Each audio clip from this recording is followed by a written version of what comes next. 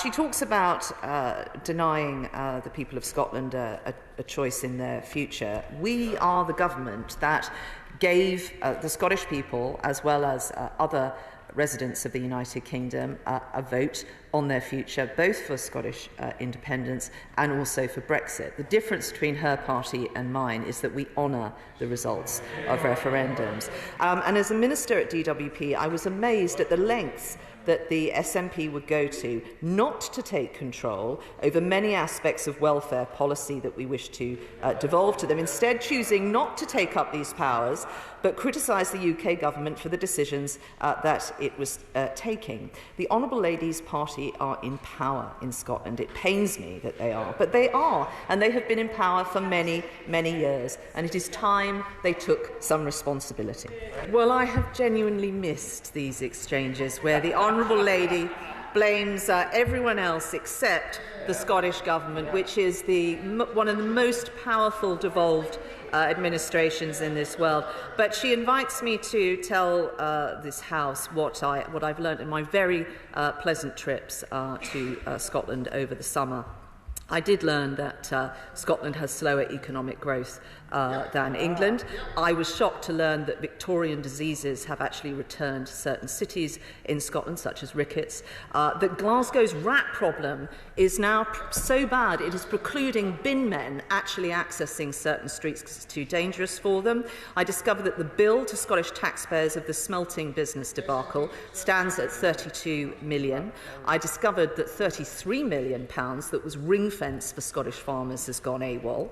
I also learnt that the Scottish auditors have only been able to give a qualified sign-off to the SNP's accounts.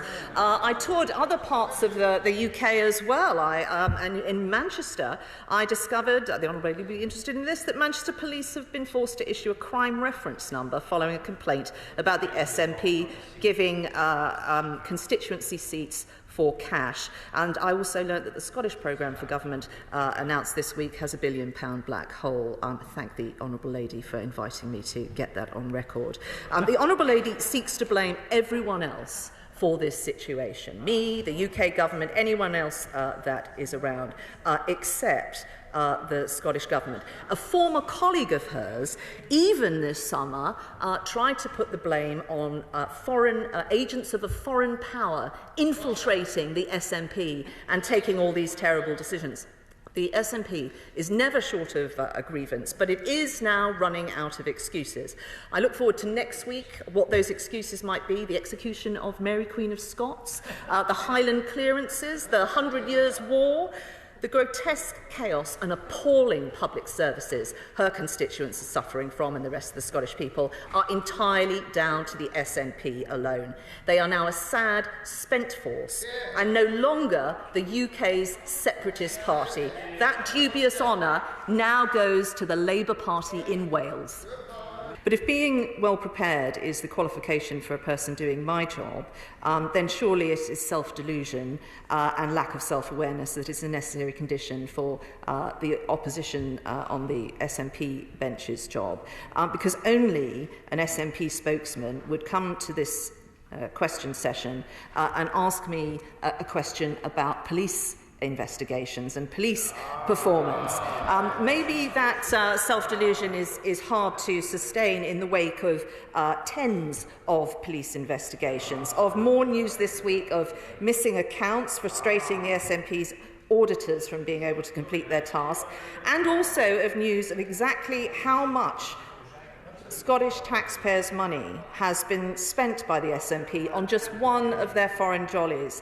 For COP27, they blew nearly £150,000, and not content with their, staying in Sharm el-Sheikh and flying back to Scotland, they also managed to do an overnight in Milan. No wonder so many of the Honourable Gentleman's colleagues are heading off. Quitting because the going is too tough in opposition is really quite something. Not a week goes by without the SNP messing up some particular sector or service. This week, highlights include the SNP pressing ahead with short-term lets licensing, which will, on the 1st of October, see thousands of businesses potentially close in Scotland and put some people in jeopardy of losing their homes. clobbering Scotland's tourist sector too. It has also emerged this week that complaints about SNP administered benefits have increased by 350%.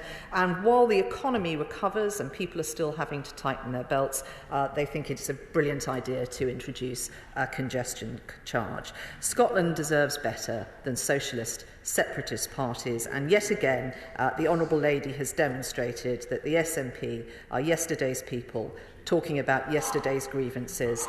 They are yesterday's party.